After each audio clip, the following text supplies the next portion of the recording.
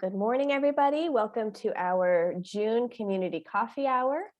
We are talking this morning about strategies for mentor retention, and we have a lot of women with us today from Girls Club, and you're going to learn a lot more about them. They're going to introduce themselves, and we're going to have a great conversation about mentor retention and what that looks like for Girls Club specifically. So we're very excited to have them with us this morning. So if you would like to, just so folks can get a sense of who is in the room with us today, please feel free to do some quick chat box introductions. Let us know your name if you're with a mentoring program and what your role is. And if there's any other information you would like to include in that this morning, feel free to put that in the chat and we'll see who we have on the call today. So if you are not familiar yet with Mentor Virginia, our mission is to foster quality mentoring relationships that empower, elevate, and encourage young people. And we do work across the entire state of Virginia. We have a variety of services that we provide to mentoring programs. We do training. We help build capacity through AmeriCorps Vista volunteers. We have a no-cost consulting program called Technical Assistance. And we also do a quality assessment program called National Quality Mentoring System. So those are some of the services that we provide in a brief nutshell. And then we also do convenings like this one for Community Coffee Hour every month and talking about different topics that are of interest to the mentoring field. So this is the Mentor Virginia team. I believe we have some folks on the team on the call this morning. We do have Cindy Montalva, who is our AmeriCorps Vista leader. Dr. Virginia Patterson is our executive director. We have Tashara Void, who is our AmeriCorps program director. I am our programs manager. And then new, just starting this week, we actually have our training and DEI manager, Tamise Spencer, and she's with us this morning. So Tamise, if you would like to kind of say hello to everybody and you know, a few words about yourself, please do. Good morning, everyone. I'm Tamise Spencer. I was born in Richmond, lived for 6 years in Kansas City, then 6 years in Atlanta. Total, I've done about 20 years of young adult work, usually through ministries on college campuses and HBCUs. So I'm really excited to kind of make a new career choice and jump on with the Mentor VA team. And I'm really excited to meet you all. Thank you, Tamise. We are super excited to have you on the team and looking forward to all of the great training and DEI work that you'll do with us. So we also have a wonderful team of consultants. You might recognize some of these faces if you've worked with Mentor Virginia before. We're up to 11 consultants on our team. We've been growing steadily over the past couple of years, and all of these folks are available to work with programs at no cost through our technical assistance program. And we'll talk a little bit more about that at the end if that is something that is new to you. So again, today's topic is strategies for retaining mentors. Certainly encourage you to take a moment, reflect on what brought you to this meeting today. Is there a specific question that you have around this topic? And if you do, feel free to, throughout this session, as questions might come up for you, feel free to put those in the chat. We will be monitoring that, and there will be a Q&A time with the Girls Club team for you all to make sure that those questions get answered that you came with today. So I'm going to start to hand over the mic and let the Girls Club crew actually start to introduce themselves. So if we want to start here with Chekesha White, go ahead and kick us off and introduce yourself. Yeah, sure, definitely. Thank you so much, Sarah. And I see some familiar faces in the room. So good morning to those who know me and I know you. But I just want to say, first of all, thank you.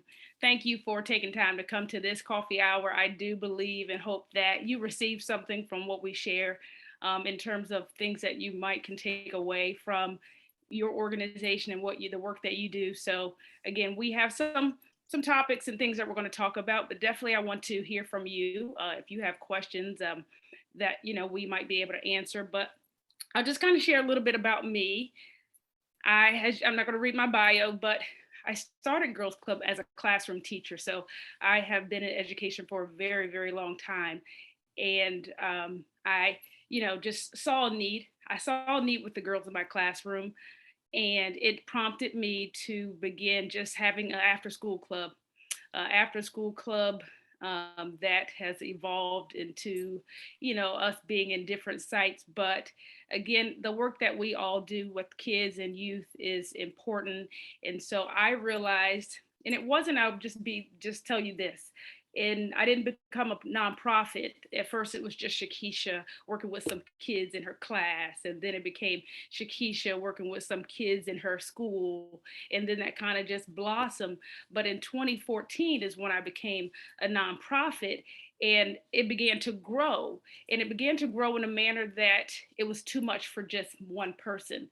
So then I started really heavily recruiting a team of people, adults, caring adults, women who had a heart for girls like me.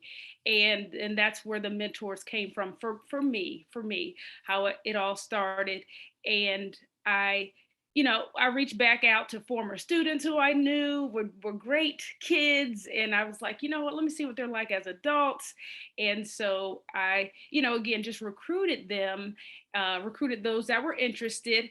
And from there, it had just really just expanded beyond my wildest dream. But I have some key people here, part of the team, one of them in particular who's going to come up next behind me to share who she is and what she does and how long she's been involved. But she's been here since the beginning. So it's a very, very, very long time. And I'm appreciative of her. But again, I just kind of wanted to share, how I started with this whole mentoring thing. Because again, initially it was just me, but now it is me and a lot of other people around the area. So I'm going to pass it off to just Tish so she can just share Letitia, so she can share who she is. Good morning, everyone. It's good to see everyone here. My name is Letitia Williams, and I am the administrative assistant to Girls Club. And like Chekesha said, I've been alongside her since day one. She had these girls and just wanted to expand their horizon one day and take them to DC on a field trip. And she was like, "Hey, I got these girls and I can't carry them all. I need some transportation. Can you take some girls in your car?" And that's the beginning of me jumping on board with now Girls Club. And so we took about 10 girls to DC, and that's the start of it for me. And I've been on the ride ever since. And it's definitely given me a true purpose to form in this area. And I'm just great, great for the opportunity and to be a part of Girls Club.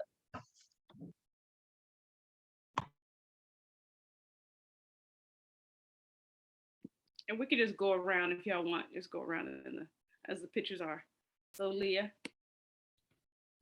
Good morning. I'm Leah Barrett. I am a mentor with Girls Club. I've been with Girls Club for about 3 years. I found Girls Club. I think I was looking for something like an organization to volunteer with. And so I think I was Googling because I wanted to participate with an organization that went along the lines with my values and in an organization that I could see myself working with long term. And since then,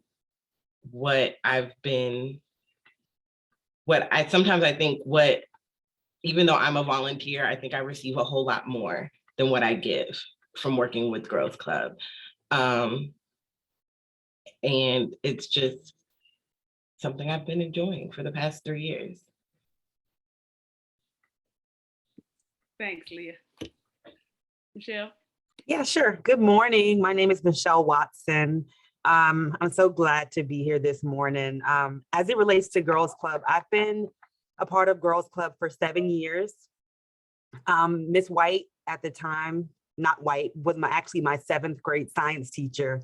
I'm not going to age us too much, but I'm 35 years old. And so that's how long she's been a part of my life and how much of an impact she's made in my life. And to her point, she reached out 7, 8 years ago and said, "Hey, I have this organization. I think you'd be a great mentor. Are you interested?" And I said, "Absolutely." I didn't really know how to be a mentor. I knew how to be an upstanding citizen.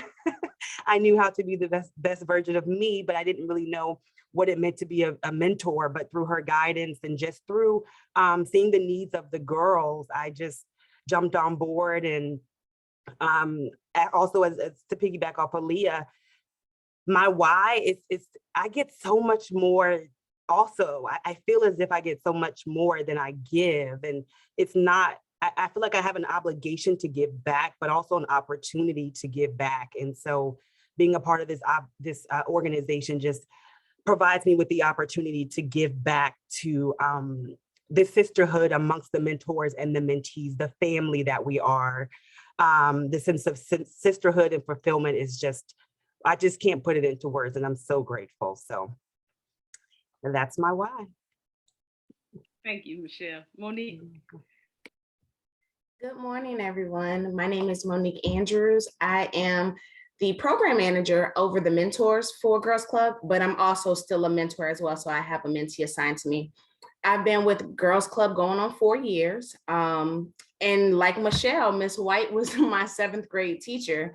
So years passed on, and she got in contact and said, you know what? I think you would be great for this. And I said, Miss White, when I come on board, I want to be able to devote my time completely to it. And at that time I couldn't. So I think maybe about a year later, I reached out and said, I'm ready, I could do this. And I came in and I hit the ground running, and it has been an absolute pleasure meeting all the beautiful women that I have met that have now become like sisters to me, as well as giving back to the young girls. So like everyone else has said, it has truly been a blessing, and I am thankful that she considered me even for this type of position with the organization. Thanks, Mom.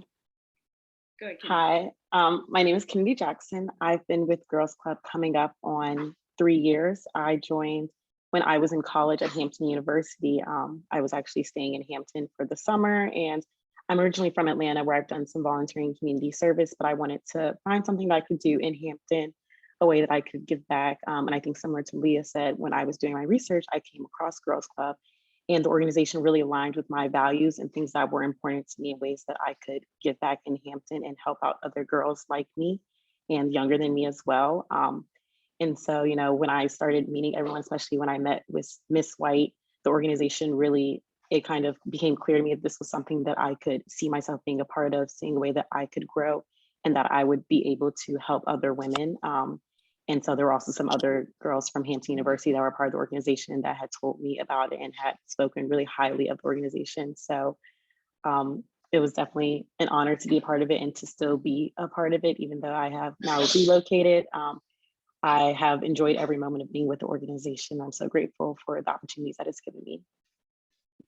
And Kennedy, thank you. Share where you live currently. Oh yes, I live in New York currently. And so we also have, thank you, Kennedy, so much for that. We have Tamaris, who, sorry, you don't have her picture, but Tamaris, I want you to do an introduction to as well. Hello, everyone. My name is Tamaris Fleming, and I've been with Girls Club 3 years, going on 4.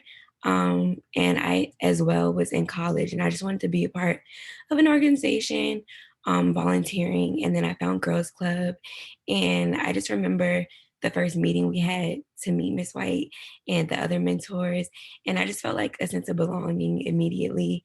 And I just really enjoyed the meeting, and I didn't feel like an outsider or anything. And I just really liked the ladies that I was with. And I just really love the organization. So I've been here for this long. And where do you live, Tamaris? Oh yeah, and so I was in school in Virginia, and then I transferred to Maryland. So I'm here in Maryland, and I love that I can still be a part of Girls Club even in Maryland. Yeah. So, and thank y'all so much. And I just want to share with everyone, because we recently had our 2 things I want to share. We recently had our end of the year ceremony, and 2 of the mentors that are here, Leah and Kennedy, actually won Mentor of the Year. So kudos. I want to publicly, that's right, because you all weren't at the ceremony. So I want to give them their flowers in advance or in front of you all, because it was a special moment. And I said this to Sarah before we started, but so we had one parent and she has 2 daughters. And I didn't even think about it when the nominations came through, but needless to say, both of her daughters' mentors won.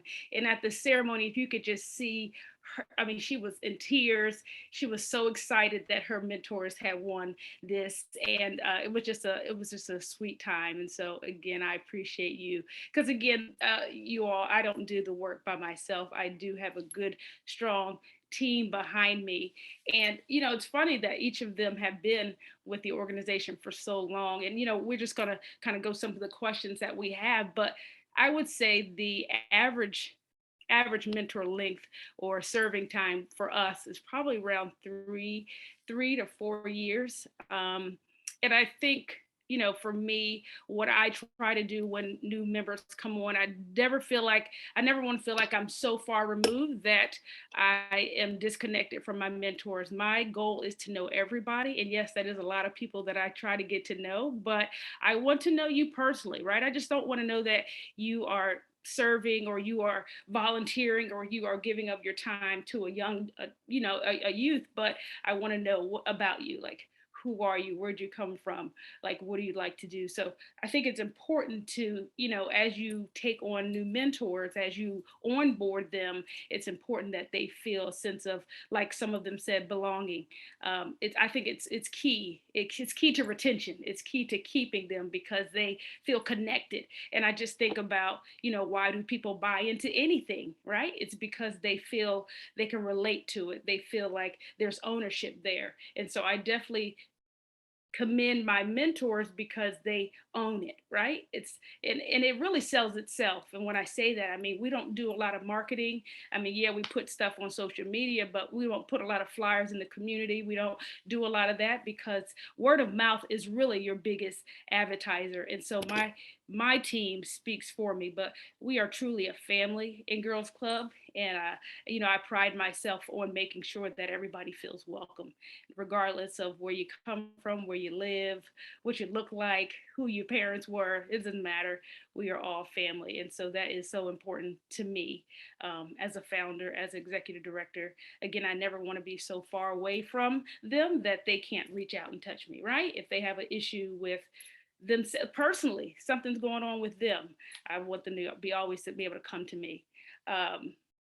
So the longest, one of the questions is, what's the longest? I think, of course, Letitia is the longest with 17 years. She's been with me since the beginning, but then the second longest time served would be 7 years. So I have a couple mentors that have been with me for 7 years, which again, it speaks to the work that we do and the ownership that they have to, and the commitment that they have to the organization. One of the other questions says, what do we do? Like, what do we do to keep mentors? And I just, I know they've shared, and I want some of them to kind of unmute and kind of share what keeps you. And y'all have said it in your introductions, but like truly what keeps you. And I'll say one thing and then I'll let somebody else go. But I think when you have matched correctly and appropriately, and there's a relationship there with the match, it's hard for a mentor to turn away from that person who they have invested in, that person who, because I think about Kennedy and Tamaris who no longer live in the area, but and I'll say this. So when the pandemic hit, of course, we had to go virtual. And so virtual, of course, everybody could be a part because, all you needed was technology.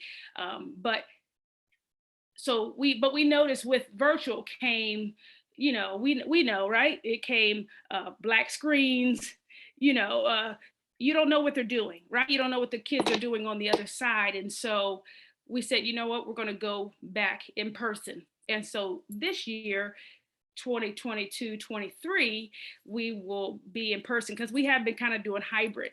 And so my two mentors who don't live in Virginia, and I have several, but these two in particular, because they're here, said, hi, how can this work for us?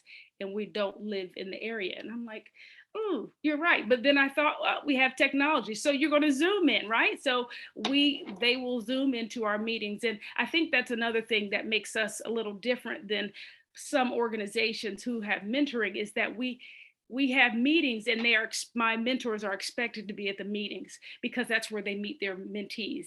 So yes, they have relationships and they can meet their mentees outside of our meetings, but it initially starts at our meetings. So that is kind of like a standard. You have to attend the meetings that we have monthly, and we have quite a few, but they have to be there because you got to be present, right? And so that's important. So when that match is made, and that match is made in a manner where the relationship it blossoms, and there's that mentee has really bought into her mentor and vice versa, it's a game changer, because now you have an adult who really is invested in this youth, and they don't really want to walk away from that. It's tough when there's really a relationship. Now, those that are on the surface, it's easy for a parent to say, yeah, my daughter's she's not getting anything out of it.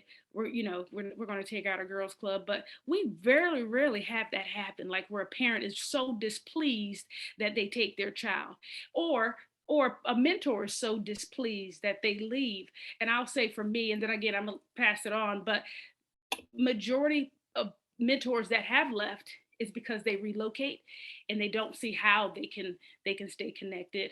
Or I have had a few over the years, and I've had a lot of mentors come throughout the years, but I would say the other reason is they just feel it is too much. It is too much. The commitment is too much, and they didn't realize it.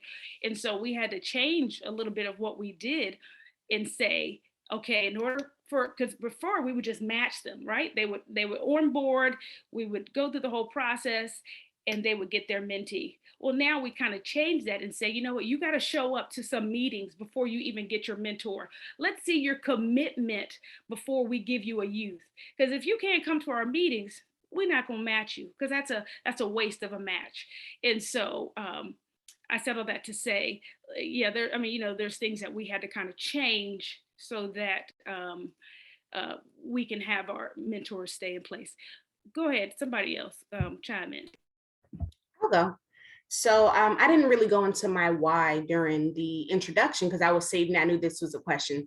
But for me, my why is simply I'm here because one, I didn't have a mentor growing up.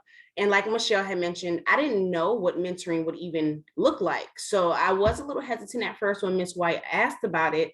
But I said, you know what? I'm really good with people. I feel like I can do this. But it really helps when you come into an organization and you have someone such as Miss White that's so selfless and that's there every step of the way for anything that you need. She has always been involved with the youth for as long as I can remember. Again, she was my 7th, 8th grade teacher.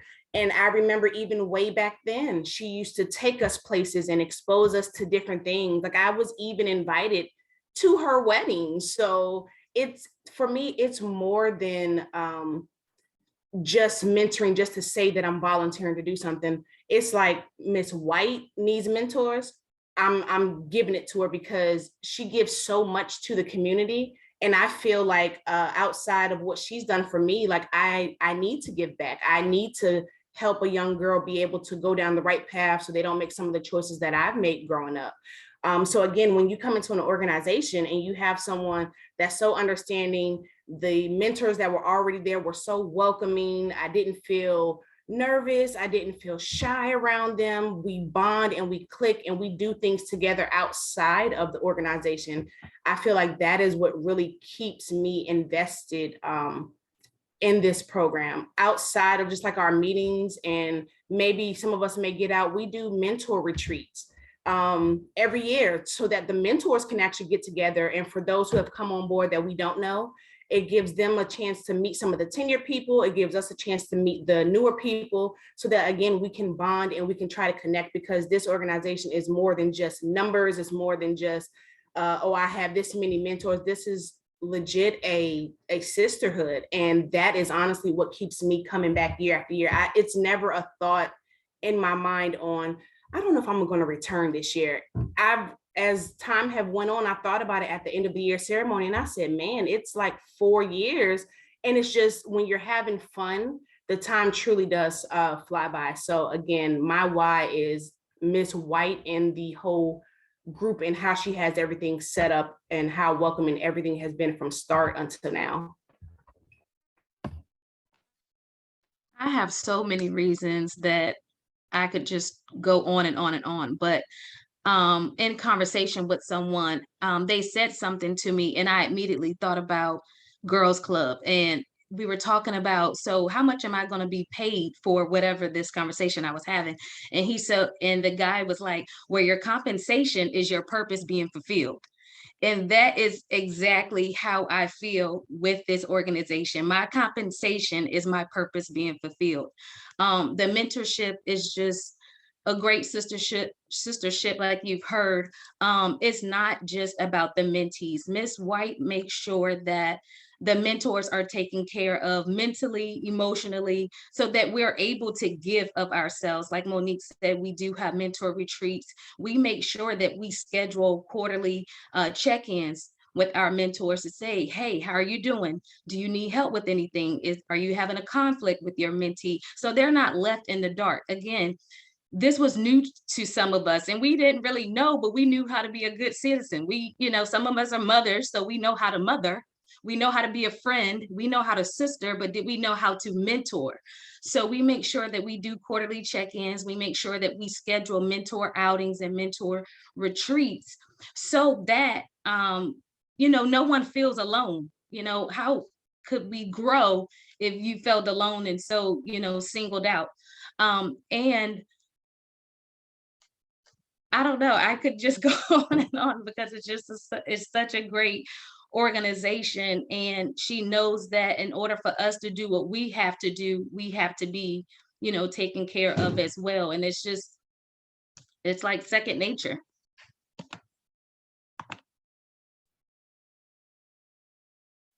I'll also say, and in transparency, as I was thinking about saying this, I'm like, oh, I don't want to appear to be selfish, but I'll just be honest and transparent. I know that this organization is something that we've all signed up for because we feel, and I know that the mentors feel, especially us, those of us with tenure, we know that our girls need us. We know what it's like to be the teenage girl, the middle school age girl. And there's a disconnect at times between the parents and the child. So being that liaison is something that's necessary. But the part that I struggle with being honest, is that I need this organization. The sisterhood, as Letitia mentioned, the sense of fulfillment, it's just unmatched. And there was a time, again, in transparency, that earlier this year, just through some health issues, I mentioned to Ms. White, and she's like, well, if you need to step away. I said, oh, no. Oh, no, like I can't step away from this. I'll make it work, because just as much as I give to the girls in the organization, and I'm on the leadership board, and I'm the school coordinator liaison, like I need this. This does give me a sense of purpose. And when we have our own personal struggles or our bad days, just being able to give back. Someone mentioned being able to call and check in on each other. We truly are our sister's keeper. And this particular day, I just felt like, again, back to the obligation piece, but one of the women that I called said, you don't know how much I needed this call. I've been going through it today personally. And you just calling to say, hey, I was thinking about you. I'm checking on you. How's it going? It just made all the difference. And I got off that call and it's like, this isn't even about me. Like, even just that just gave me so much purpose and a sense of fulfillment. So as much as this organization needs mentors, like I need this organization and the sisterhood as well. So yeah. I definitely agree with what everyone has been saying. And I just like that we can lean on each other, or especially like if I feel a disconnect between my mentee, I feel like I can call one of my other mentors and be like, what do you think I should do? Or like, do you want to do like an outing? Or we can just bounce back ideas off each other. So I like that a lot. And I just feel like I like, again, like I get help just like I need help too. So I feel like I can lean on others to give me help as well. I'm gonna also say, kind of like Michelle was saying a little bit, I want to say this past year, I wasn't able to go to some of the live in-person meetings. But I still wanted to participate like I wanted to be there for my mentee, and it was wonderful. I was able to talk with Miss White. Miss White was like, she understood my situation as to why I could not go, and was very flexible with me. And even having somebody to do that instead of say, oh, well, if you can't do what you initially agreed to do, you can't be here. It was wonderful. I felt that support. So it's not always just the mentee, because my mentee, she's awesome. And I felt support from her family as well. But it's the support of the organization. When you do something great, they want to celebrate with you. When something is going wrong, they want to offer support. So it really does feel like a family where I don't feel like I have to be somebody I'm not to continue to participate and to be accepted. You, as an adult, you still have those problems when you go into different organizations and different settings where you don't feel accepted or you don't feel like you can be who you are. And so Miss White has made an environment where the mentors feel like we can be who we are and do, which makes us, I think, do better with our mentees because we want to, because we want Girls Club to continue to thrive. Oh, appreciate that, Leah. Yeah, and I just say, you know, when you work in the people business, right? So I'm an educator, but I'm also the executive director and founder of Girls Club. You work with people, you have to give people grace, right? And so, as she said, we all have things that we go through, right? And I understand that as a leader, I understand that sometimes they need to be retreated and they need to have a time where they can get away from the mundane and the everyday work and children and spouses and just really reflect on who they are as a person, right? So I really believe in personal development, if you will, and just making sure that they're okay, because you can't pour, you know, y'all know, you cannot pour out if you're not poured in. And so that's my job, to pour in, right? To pour into them because they are doing this for, you know, the girls that we serve and the families that we serve. And so it's important that I pour just as much as they pour. And yes, I am poured into too, right? I have that person, those people who pour into me, because I do nobody any good if I am not full myself. And I know we all know that in the work that we do. And I just want to kind of respond to some of the questions in the chat. So, what does it look like in terms of a commitment for the mentors?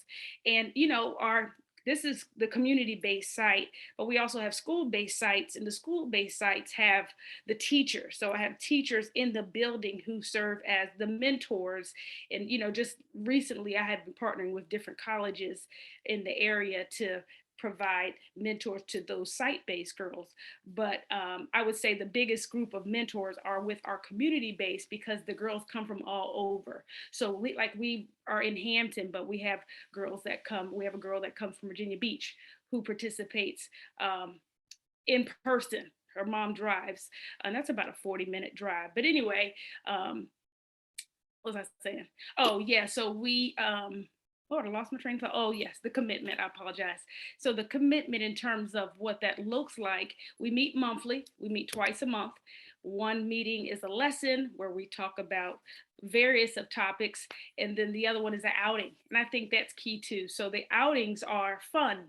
They are not instructional based. We might rent out the movie theater. We might go to a museum. We might go to the zoo. Like, we'll just go to an outing as a group, as a whole group, and we'll do something fun where the girls can really see their mentor in a different capacity. They're not answering questions. It's just them having a good time.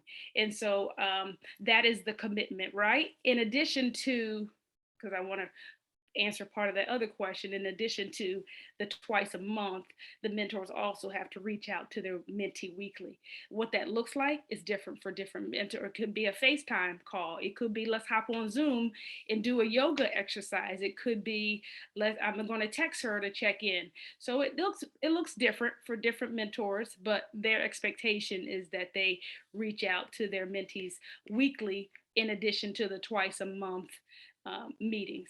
And somebody asked about compensation. No, there's no compensation in terms of, I mean, they do this, because they have a heart. And that's important too. When you find people who do have a heart, that you do retain them by pouring into them, and it looks different.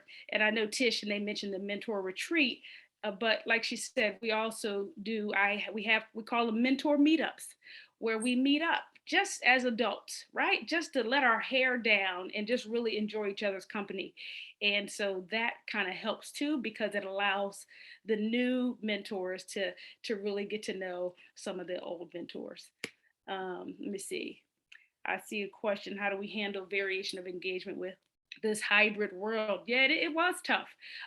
Did we see a decrease? No, not really, because we have committed parents. Like, the parents really do buy into the work that we do. And I involve my parents. That's another thing. I involve my parents. They have to attend parent meetings, right? Because you can't send your child off to us and you don't know anything about us. You don't know what we're doing with your child. So I think, and again, this is the educator in me, but I keep my parents just as engaged. And yes, the girls get credit because I mark off who's a parent came to the meeting. And so I send emails, and yes, hey, because I'm just as connected to parents too. So I know it seems like a lot, but I stay committed to my parents and my mentors. Don't ask me how I do it, but I do, because it's important to me. It's important to me that everybody plays a part and everybody knows their part, right? They understand what's in it for them. So the parents need to be just as invested as the mentee. And I will say this: sometimes the youth don't always want it. They don't always want it, but it's because the relationship with the parent, and they understand what their child needs. It just helps the process. So even though Keisha may not want to come to the meeting this Saturday because she's tired, or she just had a track meet and she really don't want to go, mom says, no, we are going, you're going to go. And 9 times out of 10, when they go, they have a good time. They have a good time, and they forget that they didn't even want to go in the first place. And yeah, but yeah, so that is kind of like what it looks like, kind of the day in the life. So the twice a month meetings, and then the weekly check-ins with their mentee. I do But I want to think, say real quick, Miss White, that when we did have to jump on Zoom because we couldn't meet in person, um, I'll say for me personally, it wasn't difficult, but we it just bothered me that I didn't know if they was really gonna get anything out of it. I can't go to her house and say, make sure you have your camera on. I make sure I see you so that I know you're paying attention. Or, some of them will be looking at the ceiling, and we didn't know how involved they still were in our meetings. When we were meeting in person, we're at round tables, we're calling on people. At sometimes when we would do spotlight, no one wanted to say anything, and it's like, are you there? So that was hard for a while, but thank God for the chat room. So they didn't want to actually speak, but they started to say their responses in the chat. And so that's how we knew, oh, okay, she's listening, she's involved. So that really helped. And, we still, after some time and everything, we were still able to do our in-person outings. But, you just got to move with the flow of time and the pandemic and technology and keep this train moving. But I will say that, after a while, like Ms. White said, we reward. And so if, who wants to share? Oh, thank you for sharing, Tammy, or thank you for, and then another one would say, oh, I want her to tell me thank you. So I'll say something, so it was just little things like that kept our, group tightly knit. And so even during this pandemic, having to do Zoom. and also too, with that, remember we started giving out gift cards. We started giving out gift cards to get the girls engaged in the chat, unmuting, because we did see, I mean, at one time we saw a lot of black screens. And then we said at one point, if your camera's off, we're gonna put you in the waiting room. Like, cause your camera needs to be on. We need to see you, because if we were in person, we would see you, right? And I know that's their self-esteem, that's their being insecure about how to respond. And so, but again, we do create a safe space for them, but at the same time, we have to build them up. We have to be able to, so they can articulate. We're not gonna always be on Zoom, right? I know we are in a technology, the world in which we live. You can do a lot of things, but they still need to know how to communicate in person. Yes. Yeah, we do have a curriculum. We do have a curriculum that we have written that we use for the lessons. Yes. And it's shared amongst the different sites. They all have access to it. We have invested in some, but to be honest, when we invest in curriculum, we have to change it. Like, we have to tweak it and alter it. And so I was like, why are we doing all this? We can create our own. And so that's what we've been doing. Let's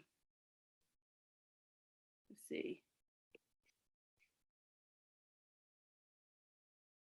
Oh, do we get any funding from the district or community? No, but I do write. Yes and no. So I write grants, right? I do write grants. I love writing them. It's a passion for me. But also too, we do partner with different schools who do fund us to come to their building. So yes, not a lot, but we do. It's enough. But some of the sites that we are in, we're just in there. We're just in there, and there's staff in the building who saw need for the organization to come to their school, and so we're there.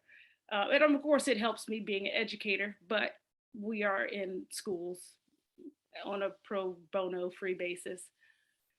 But yeah, let me see. I just want to make sure that we kind of respond to the questions that we were given. So one of the questions is about feedback. How do we collect feedback from mentors who might exit? And we have, like I said, we have had some mentors not stay the duration. I've had a couple that just come for a few months and then say, it's not for me. And I don't hold anybody. I can't force them to stay, but I do have a conversation because, and again, that's why it's so important at the onset, at the onboarding process, that you really understand the level of commitment they're willing to make. And I say that because I did get burned my first year of having mentors. And again, I didn't start having mentors till 2015, but I did get burned by some college students who just wanted to pledge.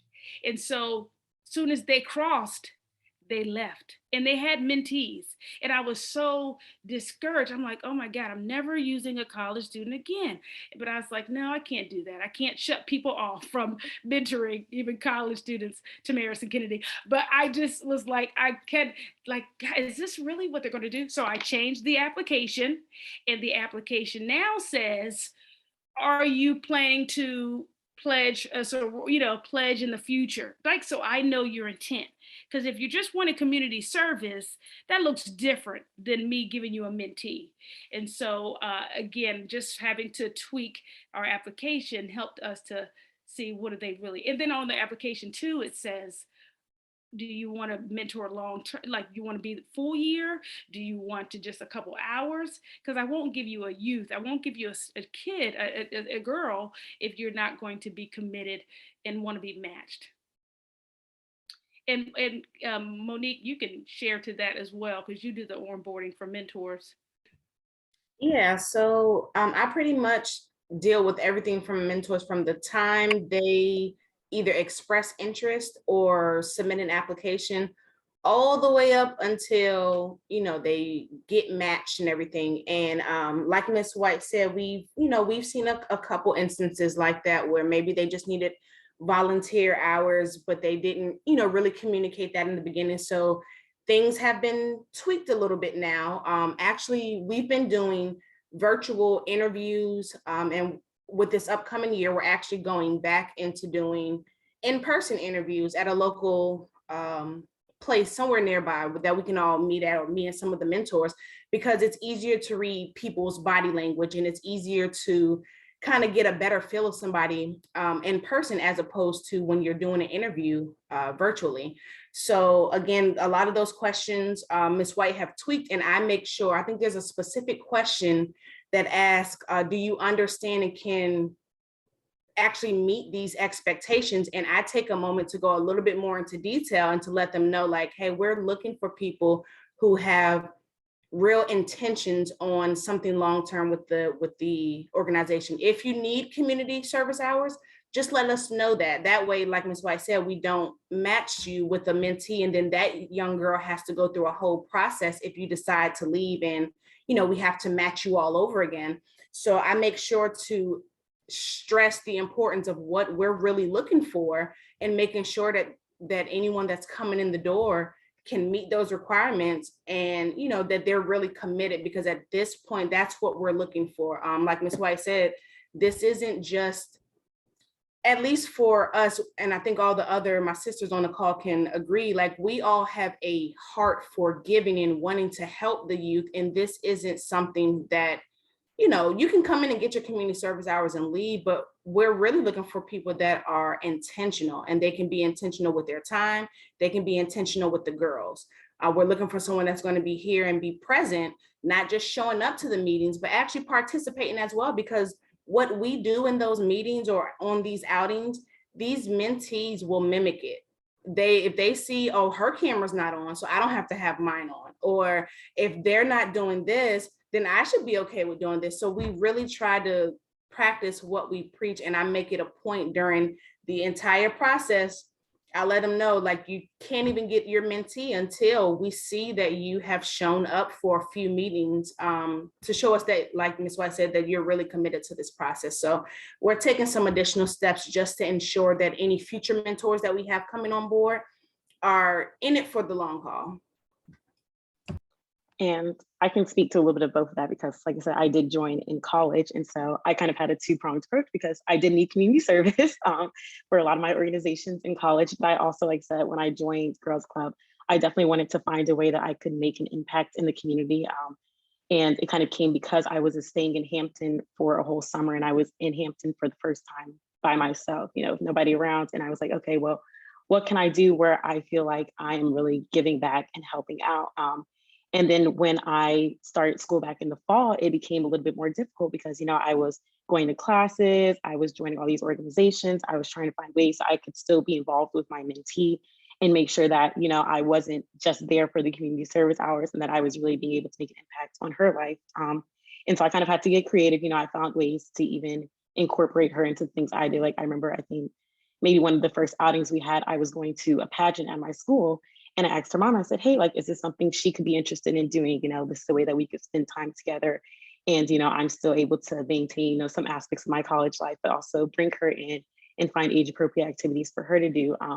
And so I drove, I picked her up, and she said that she really enjoyed it. And I think Ms. White was saying earlier about what makes you stay, and it's really the impact, seeing that the little things that I did, even just having conversations with her, bringing her to activities that I did, finding ways to, just sit down and talk to her, even if it's just going to go get ice cream or going to get food, seeing how it really helped her out. That's what made me want to stay throughout all of my college years. And even now that I relocated, and even when her mom texted me this weekend, the first thing she said to me was, I'm so appreciative of you because, you're really helping out with her. And I like that. And sometimes I kind of question not being there all the time. I can't be in her face. I can't figure out what she's doing. When we have Zoom calls, like they were saying, I can't see that she's on camera, that she's participating. But being able to hear feedback from the other mentors and from her parents, just to know that I'm still being able to help out, that's really kind of like my purpose and what keeps me going. And I'll say really quick, I think the layout of our program, it's definitely doable. If you have a heart and passion to, mentor or, pour back into the youth, you make time for what you want to make time for, and you get, what you put into it. You'll get back what you put in. So our outline of our schedule and our calendar is very doable. Like Ms. White said before, we meet bi-weekly, and then in between that, you reach out to your mentee, and we're all working. We wear many hats, but that reaching out may be me getting off work and on the car ride to go pick up my kids from school. that quick phone call, or to just say, hey, how are you doing? How was school today? You know, that quick check-in, and then meeting them on the outing, you know, you can get some more time in there. But I would definitely say it's doable. Sometimes it's work, but it doesn't feel like work. It's like, you know, like band, it's a structured activity. Volunteering is like a structured purpose being, you know, it's structured, but it's easy. You know, it's not, you don't feel like it's work because you're getting, you know, fulfillment out of it. And then I will say, is that we make sure that everything that we do with our lessons, we even have a spotlight, and that's open up to our mentors to share as well. If our mentors have gotten a promotion or graduated from college, or, you know, we allow them to share their good news too. So everything is, you know, a bounce back. Nobody is left. We want to give our mentors the spotlight just like we do our mentees. So just to share that little nugget. Yeah, that's good. And I didn't realize, oh, we have been talking. It is 9:53, but I do want to just allow anyone that's here in the room to ask questions of us. Um, yes, it is, the commitment is a full school year. Yep, school year. So we basically go from September to June. And we do have, in addition to the parent meetings, we also have mentor meetings. So yeah, we have mentor meetups where it's fun, but we have mentor meetings where we talk about challenges and celebrations, and those are mandatory. So you have to attend the mentor meetings. And then, I'll just say this real quick. We had, this year I did have a young lady who was phenomenal.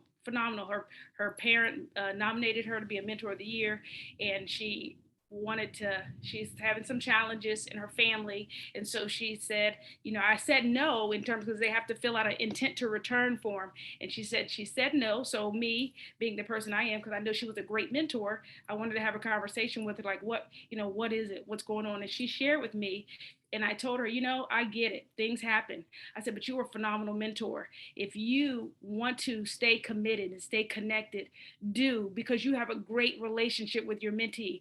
And she said, Ms. White, I appreciate that. I did not know that was an option. Like, yeah, life happens to all of us, but I don't want her to stop just because something is going on in her family, because she has a phenomenal relationship with the mentee. And so, needless to say, she said she wanted to continue intermittently, which is fine in terms of her coming to the meetings, but definitely staying connected to her mentee. But I do want to, um, uh, allow you all to ask questions that you may have of us.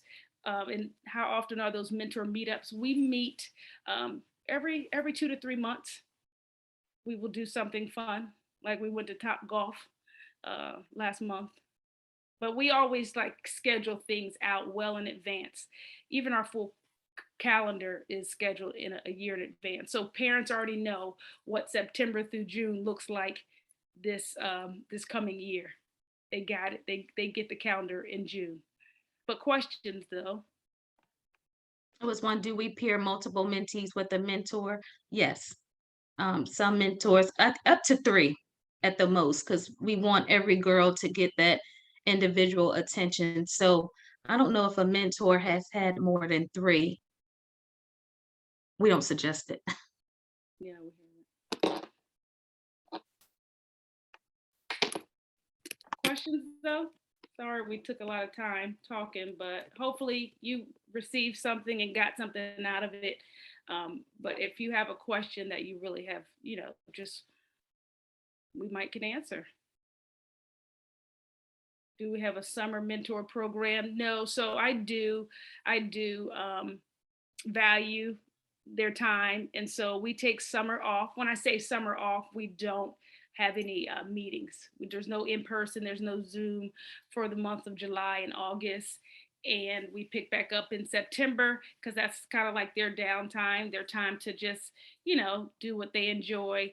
They do have to stay connected to their mentee, but we don't have to physically meet as a group, as a whole group. Do I have any thoughts on training or working with youth? No.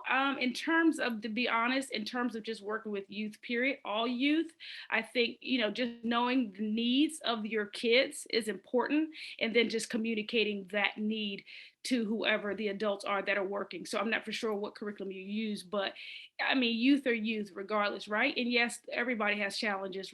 Everybody goes through something. And so I don't have any in particular to the LGBTQ2. You understand what I'm saying, but I don't have any in terms of that. But again, just youth, surveying your youth, what do they need, and then making sure the adults that are working with them can fulfill that need. Sorry, I'm going to unmute. I think that's allowed here. So my name is Mashana. I'm a board member with Girls Club, and I'm glad I was able to join in. Ladies, you are amazing and have done an amazing job just to re-inspire my passion around why Girls Club is so amazing, and even as a volunteer board member. I think the thing, and this is why I unmuted, it's worth saying, is I think that Miss White's educator lens is what is woven through all of this. And so when you talk about training, you talk about preparing mentors to be able to assume their roles and handle their responsibilities. I do think that that comes through in the trainings, in the meetups. I think the other thing that you haven't had time to speak to that feels important is how your mentors have grown through the organization. And so starting as someone who just had a mentor to now being over the mentors and the onboarding and the matching process also helps to continue some of the specificity around the values of the organization. And I think the other thing that just is so important is that we know that best practices in youth development are also best practices in human development. And what I've heard you all talk about so much is this sense of belonging, sense of influence, sense of usefulness, sense of competence. It's not only something that you're creating space for your young people to do, but you're creating space for the adults to do. And so there is this power of like, if I'm getting this, how dare I not pass it on? And so I just celebrate you all. I've seen the work that you do. I personally have worked in youth development out of school time. And I always say to Miss White, like, how do you get so many highly involved mothers, representatives, like all the walks of life, all the careers, all the industries, but they come every other Saturday for like 3 hours. It's not like just a half-hour mentor and meetup. Like Girls Club is an extended amount of time, and consistently year after year, you have folks who are committed. And it is a testament to your leadership, Ms. White, and the way that you have modeled. I think if you listen back to the recording, Ms. White and Girls Club seem to be synonymous. And so there's something powerful about how leaders are showing up in the space as welcoming, as engaging, and that affect to the organization. So thank you all for the time. It's been a really powerful presentation to watch and support.